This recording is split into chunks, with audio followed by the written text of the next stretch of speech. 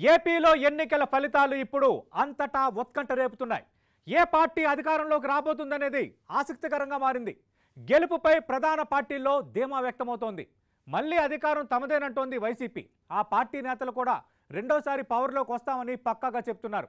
ఇటు తమ కూటమి విజయం ఖాయమంటోంది టీడీపీ, బీజేపీ, జనసేన. 2014 మ్యాజిక్ రిపీట్ అవుతుందని చెబుతోంది. సీట్లపై ఎవరి లెక్కలు వారికే ఉన్నాయి. ఇంతకీ ఆయా పార్టీల కాన్ఫిడెన్స్ ఏంటి? ఎవరి అంచనాలు ఎలా ఉన్నాయి? ఫ్యాన్ స్పీడ్ అంతా, సైకిల్ జోరంతా, దీనికి సంబంధించి మనం ఇన్ డీటెయిల్డ్ అనాలిసిస్ నేను అందించబోతున్నాను. ప్రధానంగా రెండు ప్రధాన పార్టీల్లో తమ గెలుపుకు ఎవరు అంచనాలు వాళ్ళు ఉన్న నేపథ్యంలో ఈ అంశాలు మాకు అనుకూలించాయి కాబట్టి మేము గెలుస్తామని అటు అధికార వైఎస్ఆర్ కాంగ్రెస్ పార్టీ, అలాగే టీడీపీ, జనసేన, బీజేపీ కూటమి కూడా లెక్కలు వేసుకుంటున్న వాతావరణం అయితే కనిపిస్తోంది. ప్రధానంగా టీడీపీ, వైసీపీల్లో గెలుపు అవకాశాలకు సంబంధించి వారి లెక్కలు ఎలా ఉన్నాయి, ఏ అంశాలు వారికి లాభించాయని వాళ్ళు అనుకుంటున్నారో దానికి సంబంధించిన అనాలిసిస్ మీకు అందించబోతున్నాను. ముందుగా వైసీపీ ధీమా ఏంటి? ఏపీలో అధికారం మళ్ళీ తమదేనని ఎలా అంటున్నారు? ఆ పార్టీకున్న అంచనాలేంటి? తమకు అనుకూలిస్తాయని అనుకుంటున్న ఫ్యాక్టర్స్ ఏంటి? అవేంటో ఓసారి చూద్దాం. తిరిగి మేమే రెండోసారి అధికారంలోకి రాబోతున్నామని అటు ఇక్కడ ఉంటున్నప్పుడు ముఖ్యమంత్రి వైఎస్ జగన్మోహన్ రెడ్డి ఒక ప్రకటన చేశారు. లేటెస్ట్గా ట్వీట్ కూడా చేసిన నేపథ్యం. అటు వైసీపీ ధీమాకు కారణం ఏంటో వన్ బై వన్ మనం చూస్తే, 5 ఏళ్ల పాటు అమలు చేసిన నవరత్నాలు, ఇతర సంక్షేమ పథకాలు మాకు ఖచ్చితంగా లాభిస్తాయి అన్న అంచనాలో అధికార వైఎస్ఆర్ కాంగ్రెస్ పార్టీ ఉంది. ప్రధానంగా నవరత్నాలు అంటూ 9 పథకాలను స్పెసిఫిక్గా ప్రకటించడం, దానికి అదనంగా కొన్ని సంక్షేమ పథకాలు అందించడం, ఖచ్చితంగా సంక్షేమ పథకాలు ఎలాంటి అవినీతి లేకుండా, ఎలాంటి తారతమ్య భేదాలు లేకుండా మేము సరైన రీతిలో పథకాలను అమలు పరిచాము. మధ్యలో థర్డ్ పర్సన్ లేకుండా నేరుగా లబ్ధిదారుల ఖాతాల్లోకి డబ్బు వెళ్ళేటట్టుగా చాలా పారదర్శకంగా వ్యవహరించాము. ఈ విధంగా లబ్ధి పొందిన లబ్ధిదారులంతా ఖచ్చితంగా మాకు అనుకూలంగా ఓటు వేశారన్న అంచనాలో వైఎస్ఆర్ కాంగ్రెస్ పార్టీ ధీమా వ్యక్తం చేస్తోంది. అలాగే బ్యాసిజాలు లేకుండా అర్హులందరికీ మేనిఫెస్టో నెరవేర్చామన్న భావన. ప్రధానంగా మేనిఫెస్టో అంశాన్ని పదే వైఎస్ఆర్ కాంగ్రెస్ పార్టీ ఎన్నికల ప్రచారంలో ప్రస్తావించింది. ముఖ్యమంత్రి కూడా తెలుగుదేశం పార్టీ అలాగే మిగతా పార్టీల మేనిఫెస్టోలను చూపిస్తూ మరి కూడా ప్రచారంలో ప్రధానంగా ప్రస్తావించారు. మేము ఇచ్చిన హామీల్లో 99% హామీలను నెరవేర్చాము, మేము చెప్పిన మాటకి కట్టుబడి ఉన్నాము, అలాగే మేము నెరవేర్చే హామీలను మాత్రమే ఇస్తాము, చంద్రబాబు లాగా నెరవేర్చిన హామీలు ఇవ్వన్న ఈ తరహా వ్యాఖ్యలని పదే ముఖ్యమంత్రి వైఎస్ జగన్మోహన్ రెడ్డి ఎన్నికల ప్రచారాల్లో కూడా మాట్లాడారు. అటు వైఎస్ఆర్ కాంగ్రెస్ పార్టీ అంటే నేనంటే గుర్తొచ్చే పథకాలు చాలా ఉన్నాయి, చంద్రబాబు నాయుడు అంటే గుర్తొచ్చే పథకం ఒకటైనా ఉందన్న అంశాన్ని కూడా ఆయన ప్రచారంలో ప్రధానంగా ప్రస్తావించారు. అంటే ఈ విధంగా పథకాలు, అలాగే మేనిఫెస్టో, ఇచ్చిన మాటకు కట్టుబడి హామీలు నెరవేర్చడం, ఇవన్నీ కూడా ఖచ్చితంగా ప్రజల్లో ఒక విశ్వాసాన్ని కలిగించగలిగాము. జగన్మోహన్ రెడ్డి మాట తప్పడు, మడమ తిప్పడు, నెరవేర్చే హామీ అయితేనే ఇస్తాడన్న ఒక రకమైన ఒక పాజిటివ్ భావనను కలిగించాము. ఇదంతా మాకు ఓటు రూపంలో మాకు వచ్చింది అన్న భావనలో వైఎస్ఆర్ కాంగ్రెస్ పార్టీ ఉంది. అలాగే మరో కీలకమైన అంశం ఈ పథకాల్లో భాగంగా వృద్ధులు, వికలాంగులు, వితంతులకు ఇంటికే పెన్షన్ స్కీమ్ అమలు. ఎందుకంటే ఆంధ్రప్రదేశ్ రాజకీయంలో ఈ పెన్షన్ల అంశం అనేది చాలా కీలకమైనది. గతంతో పోల్చుకుంటే అటు లబ్ధిదారులకి ఎక్కువ మందికి మేము పెన్షన్లు అందించాము. లబ్ధిదారులు ఆ పార్టీ వారు ఈ పార్టీ వారిని చూడకుండా వాళ్ళు అర్హులా కాదా అన్న అంశాన్ని ప్రాతిపదికగా తీసుకున్నాము. ఇంత ఎక్కువ సంఖ్యలో పెన్షన్లు ఇస్తున్న రాష్ట్రం దేశంలో ఎక్కడా లేదంటూ లెక్కలతో సహా ముఖ్యమంత్రితో పాటు వైఎస్ఆర్ కాంగ్రెస్ పార్టీ నేతలు చెప్పారు. నిజంగా ఆంధ్రప్రదేశ్లో ఆ స్థాయిలో పెన్షన్లు కూడా అందుతున్నాయి. అయితే రాజకీయంగా ఎన్నికల సమయంలో పింఛన్లకు సంబంధించి ఈసీ బ్రేక్ వేయటం, వాలంటీర్ల చేత పంపిణీ చేయలేక అంశం, వీటిని కూడా వైఎస్ఆర్ కాంగ్రెస్ పార్టీ బలంగా జనంలోకి తీసుకువెళ్లే ప్రయత్నం చేసింది. ఇవి ఖచ్చితంగా మాకు లాభిస్తాయి, పింఛన్ను తీసుకుంటున్న వృద్ధులు కానీ, వితంతులు కానీ, అలాగే వికలాంగులు కానీ, అలాగే మరో 9 రకాల పెన్షన్లు అందుకుంటున్న లబ్ధిదారులు మాకు ఖచ్చితంగా మా పట్ల విశ్వసనీయత ప్రదర్శించారన్న ఒక ధీమా వైఎస్ఆర్ కాంగ్రెస్ పార్టీలో ప్రధానంగా ఉంది. అలాగే మరో కీలకమైన అంశం వైఎస్ఆర్ కాంగ్రెస్ పార్టీకి సంబంధించి వైఎస్ఆర్ కాంగ్రెస్ పార్టీ ధీమాకు కారణమవుతున్న అంశం పార్టీ ప్రభుత్వ పాలనలో సామాజిక న్యాయం అమలు చేశామన్న భావన. ప్రధానంగా ఇది చాలా కీలకమైంది. ఎందుకంటే పార్టీలో కానీ అటు పార్టీ పదవుల్లో 50% పార్టీ పదవులు మహిళలకే ఇవ్వాలన్న సాహసోపేతమైన నిర్ణయం కానీ, అలాగే పార్టీల్లో ఎమ్మెల్సీలు కానీ, మిగతా పదవుల కేటాయింపు, కార్పొరేషన్ల కేటాయింపు, వీటన్నిటికి సంబంధించి అన్ని కులాలకు సమప్రాతినిధ్యం కల్పించడం, అలాగే అటు బీసీలు, ఎస్సీలు, ఎస్టీలు, మైనార్టీలు, అలాగే బీసీల్లో వెనుకబడిన కులాలు అంటే ఎంబీసీలు, వీళ్ళందరూ కూడా సామాజిక న్యాయం పాటించాము. ఎప్పుడు కూడా అటు ఎమ్మెల్సీ పదవిని చూడని, రాజ్యసభ పదవిని చూడని, కార్పొరేషన్ పదవిని చూడని దిగువ కులాలకు కూడా మేము ఒక అవకాశం కల్పించి సామాజిక న్యాయాన్ని పాటించాము. ఇది మాకు ఖచ్చితంగా లాభించే అంశం. ఆయా సామాజిక వర్గాల్లో మా పట్ల ఒక సానుభూతి, మా పట్ల ఒక విశ్వసనీయత ఉంది, అది ఓటుగా మారింది అనేది వైఎస్ఆర్ కాంగ్రెస్ పార్టీ ధీమాకు ఒక కారణంగా చెప్తున్నారు. అలాగే ఆంధ్రప్రదేశ్లో అభివృద్ధి జరగలేదని విపక్షాలు చేస్తున్న ప్రచారం తప్పు అన్న భావనని బలంగా తిప్పికొట్టామనేది వైఎస్ఆర్ కాంగ్రెస్ పార్టీ నేతలు లెక్కలు వేసుకుంటున్న అంశం. ఎందుకంటే 4 సీపోర్ట్లు నిర్మాణంలో ఉన్నాయి.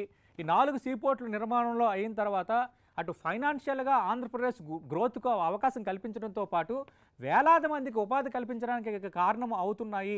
ఇది అభివృద్ధి కాదన్న అంశాన్ని పదే పదే ముఖ్యమంత్రి నుంచి మంత్రులు కానీ, వైఎస్ఆర్ కాంగ్రెస్ పార్టీ నేతలు కానీ ప్రతిపక్షాన్ని ప్రశ్నించిన అంశం. అలాగే మెడికల్ కాలేజీలు, 17 మెడికల్ కాలేజీల అంశాన్ని కూడా ప్రధానంగా వైఎస్ఆర్ కాంగ్రెస్ పార్టీ జనంలోకి బలంగా తీసుకువెళ్ళింది.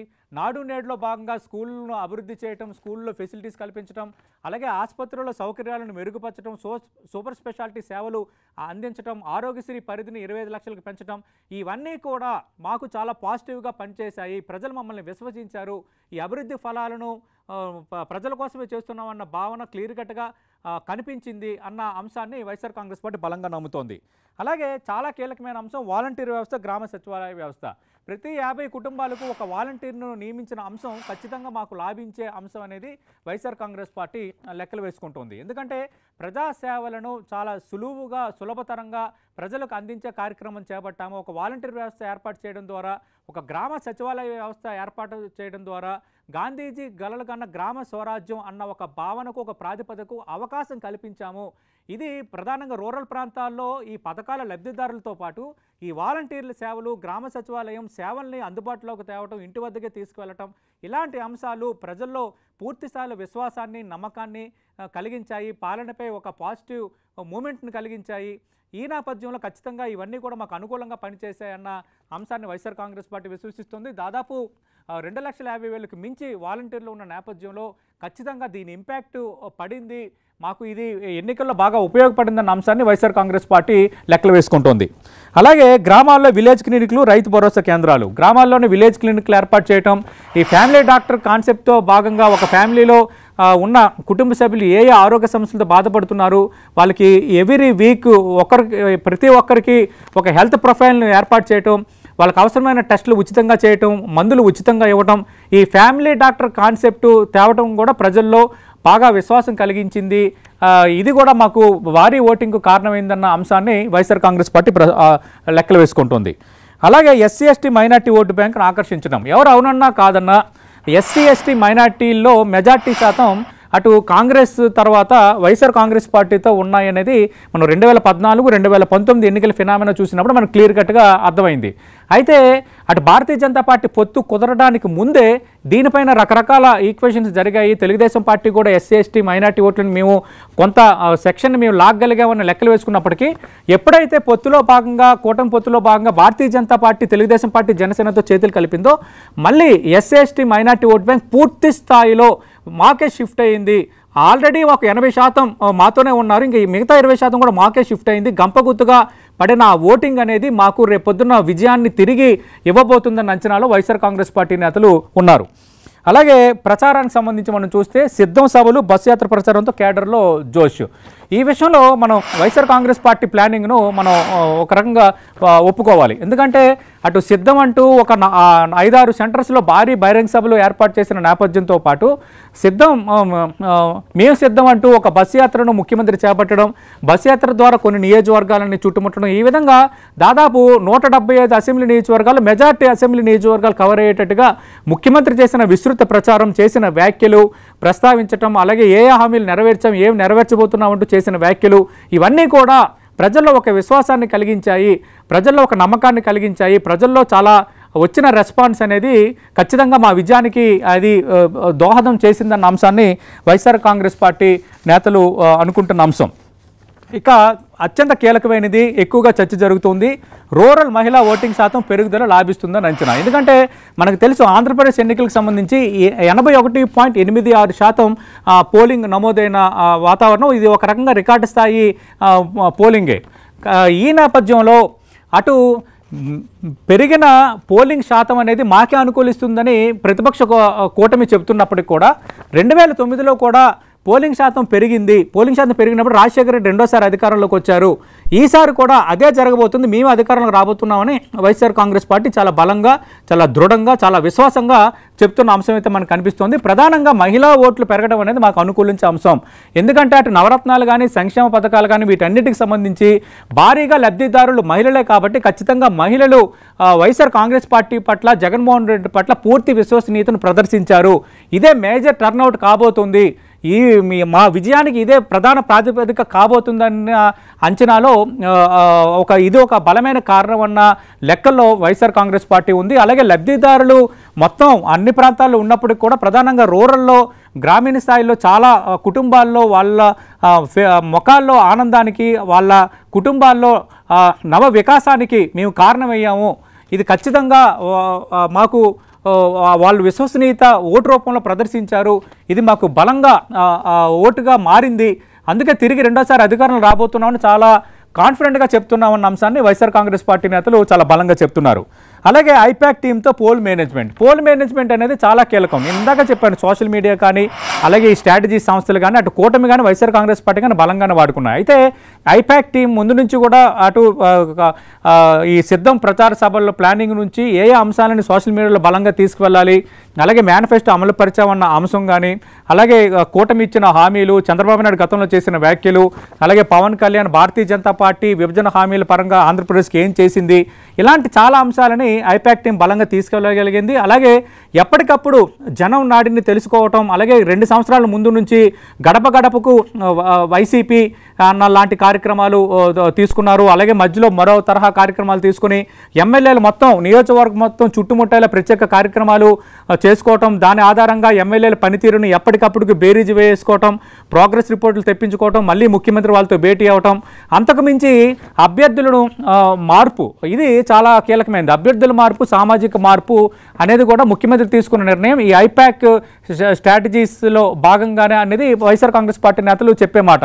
ఎందుకంటే దాదాపు చాలా చోట్ల అభ్యర్థులను మార్చడం అనేది ఒక అంశం అయితే, రెండోది అటు సామాజిక వర్గాల పరంగా సోషల్ ఇంజనీరింగ్ చేయటం, అంటే చాలా బీసీ కులాలకి అక్కడక్కడ సీట్లు ఇవ్వటం, అలాగే ఓసీ సీట్లలో కూడా బీసీలకు సీట్లు ఇవ్వటం, ఎస్సీ ఎస్టీ మైనార్టీలకు కంపారిటివ్గా కూటమితో పోల్చుకుంటే ఎక్కువ సీట్లు ఇవ్వటం, కొన్ని చోట్ల మహిళలకు ప్రాధాన్యత పెంచటం, ఇలాంటి చాలా సామాజిక పరమైన అంశాలు కూడా ఖచ్చితంగా మాకు పాజిటివ్గా మారాయి. అభ్యర్థుల మార్పుపై కొందరు ఆరోపణలు చేసినప్పటికీ కూడా ఖచ్చితంగా మాకు అది ఒక పాజిటివ్గా మారిందన్న అంశాన్ని వైఎస్ఆర్ కాంగ్రెస్ పార్టీ నేతలు లెక్కలు వేసుకుంటున్న వాతావరణం అయితే కనిపిస్తోంది.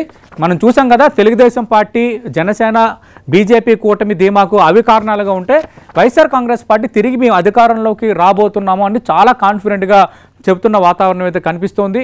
దానికి ఈ కారణాలు బలంగా పనిచేశాయి. ఖచ్చితంగా ఈ కారణాలే ఓటుగా మారాయి. భారీ టర్నౌట్ నమోదవటం మాకే ప్లస్ పాయింట్. ఖచ్చితంగా మేమే విజయం సాధించబోతున్నామన్న ధీమా వ్యక్తం చేయడానికి ఇవే ప్రధాన కారణాలుగా ఆ పార్టీ నేతలు కూడా చెప్తున్నారు. చిన్న బ్రేక్ తీసుకుందాం. బ్రేక్ తర్వాత ఏపీలో అధికారం సాధిస్తామంటున్న కూటమి కాన్ఫిడెన్స్కు కారణం ఏంటి?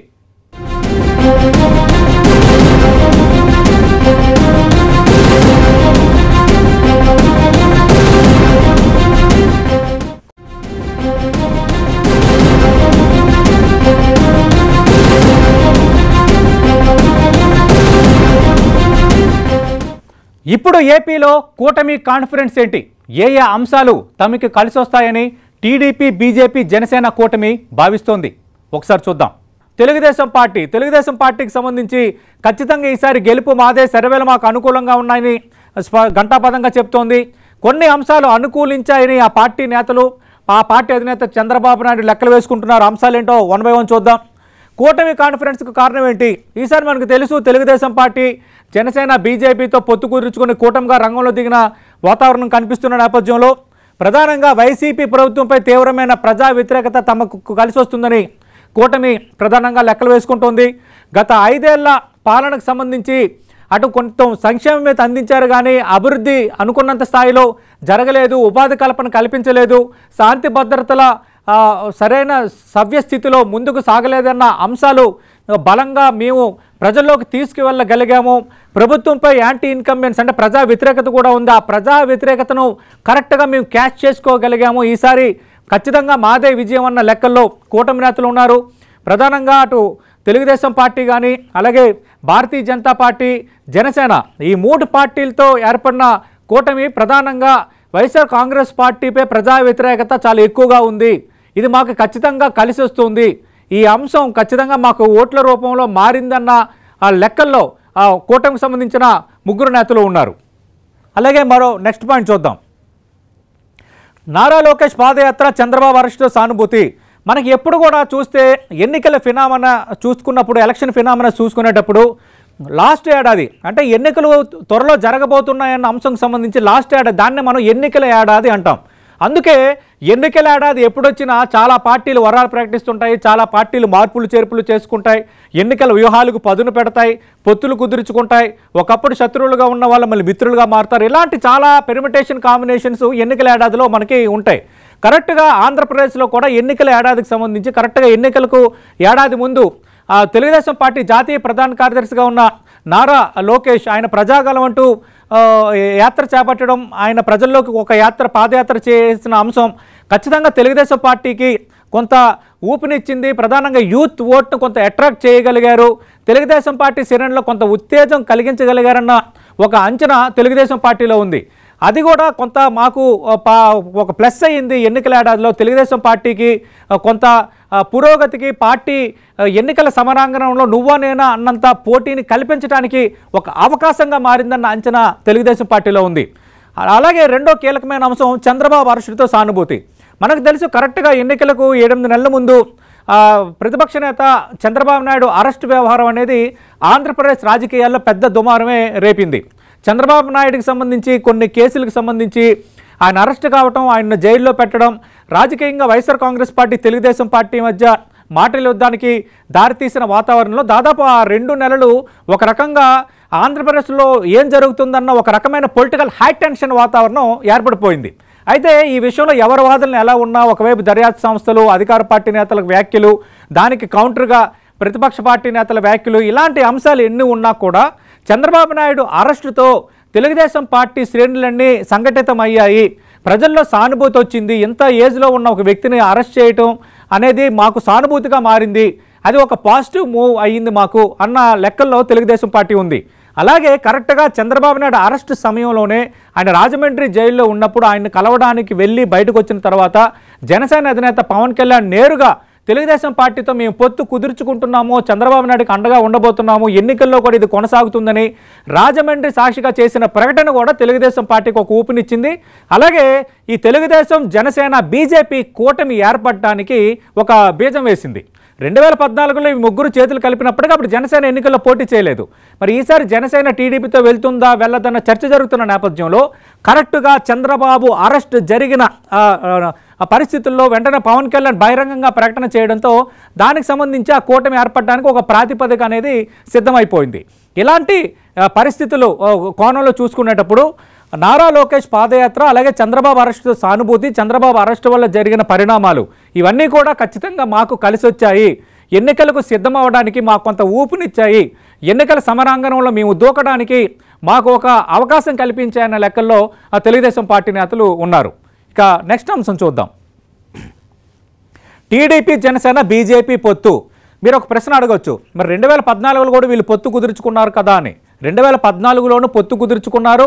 2014లో టీడీపీ, జనసేన, బీజేపీ పొత్తు వర్కౌట్ అయింది. అప్పుడు తెలుగుదేశం పార్టీ అధికారంలోకి వచ్చింది. అయితే అప్పుడు జనసేన పార్టీగా ఉన్నప్పుడు కూడా వాళ్ళు ఎన్నికల్లో పోటీ చేయలేదు.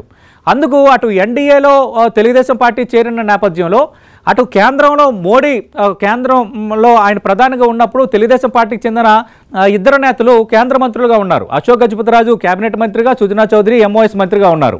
అలాగే ఇక్కడ కేబినెట్లో కూడా భారతీయ జనతా పార్టీకి సంబంధించిన నేతలు మంత్రులుగా ఉన్నారు.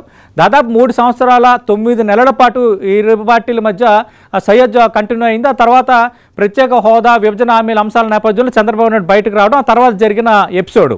అయితే మళ్ళీ కలుస్తాయా కలవా, చంద్రబాబు నాయుడు వర్సెస్ భారతీయ జనతా పార్టీ మధ్య పొత్తు కుదురుతుందా కుదరదా? బీజేపీ పెద్దలు చంద్రబాబు విషయంలో చాలా అయిష్టంగా ఉన్నారు. పవన్ కళ్యాణ్ పైన ఒత్తిడి తెస్తున్నారు. మళ్ళీ చంద్రబాబును నువ్వు బతికిస్తావా, మనం అందరం అది జనసేన భారతీయ జనతా పార్టీ కలిసి పోటీ చేయడం ద్వారా రేపొద్దున రాష్ట్రంలో సెకండ్ ఆల్టర్నేటివ్గా ఎదగడానికి స్కోప్ ఉంటుందని బీజేపీ పెద్దలు పవన్ కళ్యాణ్పై ఒత్తిడి తెస్తున్నారని ప్రచారం బలంగా సాగింది. ఈ నేపథ్యంలో ఖచ్చితంగా ఆంధ్రప్రదేశ్లో వైఎస్ జగన్మోహన్ ఓడించాలంటే అందరూ చేతులు కలపాలన్న అంశాన్ని ముందు నుంచి కూడా పవన్ కళ్యాణ్ పదే పదే ప్రస్తావిస్తున్నారు. ఈ నేపథ్యంలో కేంద్ర పెద్దలను ఆయన ఒప్పించడానికి నేను తిట్లు కాశానని బహిరంగంగా చెప్పిన నేపథ్యం, పవన్ కళ్యాణ్ వల్ల ఈ ప్రాతిపదిక ఏర్పడిందని చంద్రబాబు నాయుడు, అమిత్ షా లాంటి నేతలు బహిరంగంగా ఈ మధ్యకాలంలో ప్రచారంలో మాట్లాడడం. ఏదైతే మొత్తం ఓవరాల్గా మనం చూసుకునేటప్పుడు టీడీపీ జనసేన బీజేపీ పొత్తు కుదరడం అనేది ఖచ్చితంగా మాకు లాభించింది అన్న అంచనాలో తెలుగుదేశం పార్టీ ఉంది. ప్రధానంగా ఈ పొత్తును ప్రజలు స్వాగతించారు.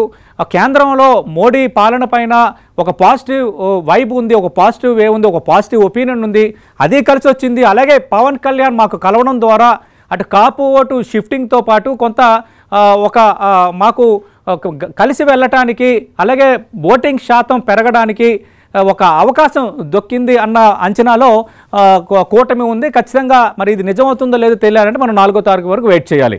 నెక్స్ట్ అంశం చూద్దాం. కూటమి కాన్ఫిడెన్స్కు కారణం ఏంటి? దీనికి సంబంధించిన కారణాలను నేను మీకు అనలైజ్ చేస్తున్నాను.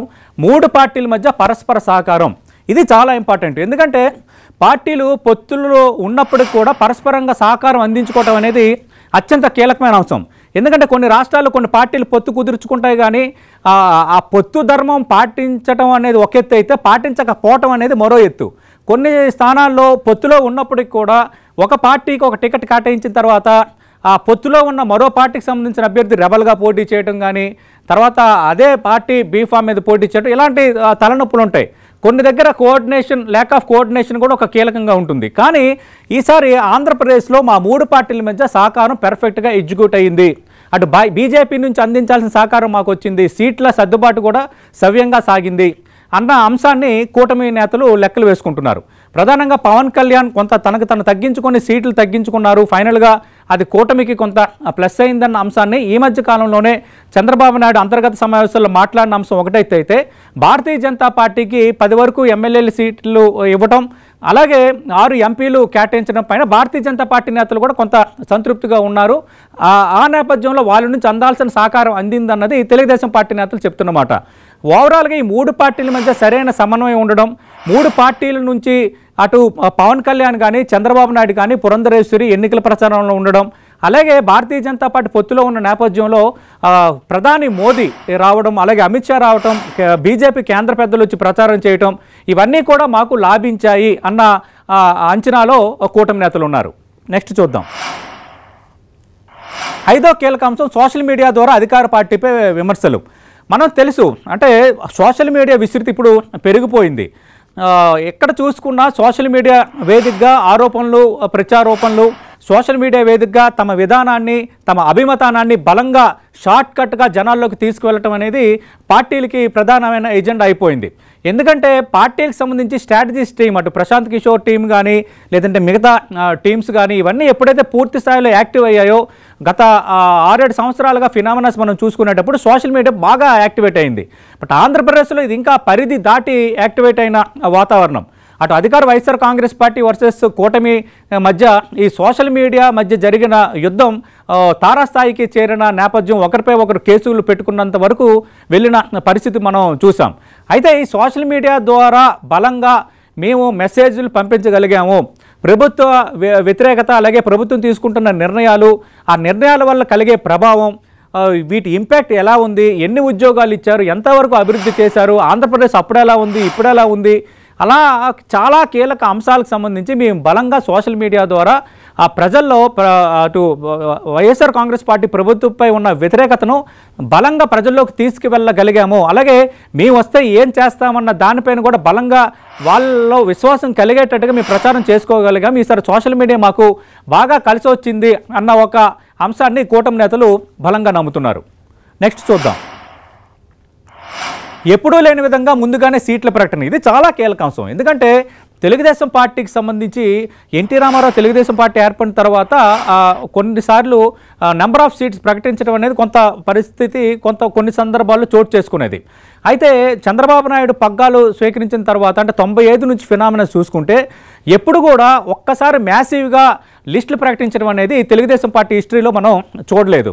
ఎప్పుడు కూడా ముందు ఒక 20, తర్వాత ఒక 25, తర్వాత ఒక 31, లాస్ట్ లిస్టు, 4వ లిస్టు, 3వ లిస్టు, ఇలాంటి వాతావరణం ఏర్పడింది.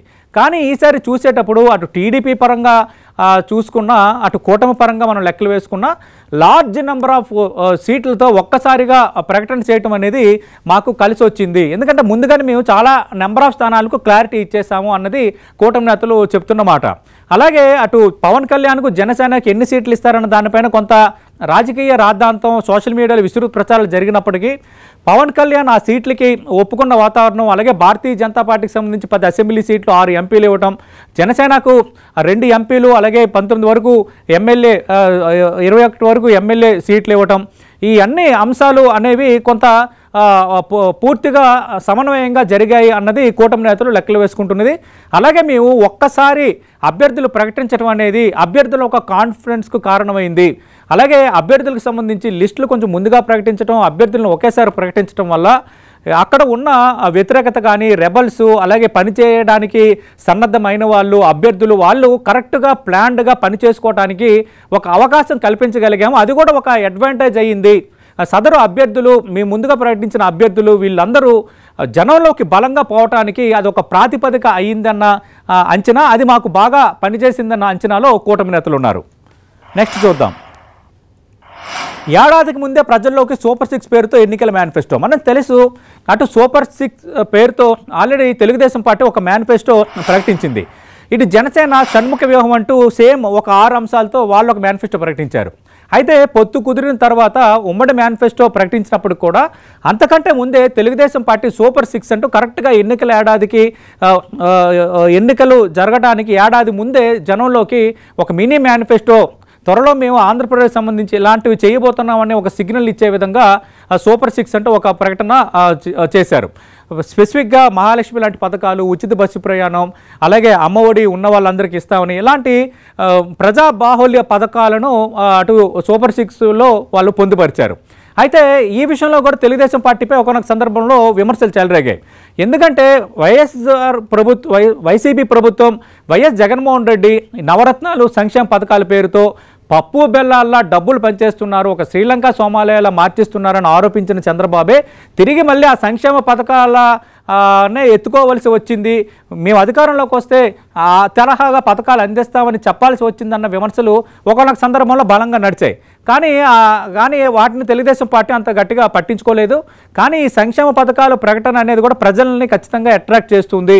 ఈ వెల్ఫేర్ స్కీమ్స్ కూడా ప్రజలు కొంత మౌల్డ్ అవుతున్నారు, ప్రజలు కొంత అట్రాక్ట్ అవుతున్నారు అన్న అంశాన్ని అటు తెలుగుదేశం పార్టీ ఒక అంచనాకు వచ్చిన నేపథ్యంలోనే సూపర్ 6ను తెర ముందుకు తెచ్చారు. అలాగే ఉమ్మడి మేనిఫెస్టోలో కూడా ఈ అంశాలను పొందుపరిచారు.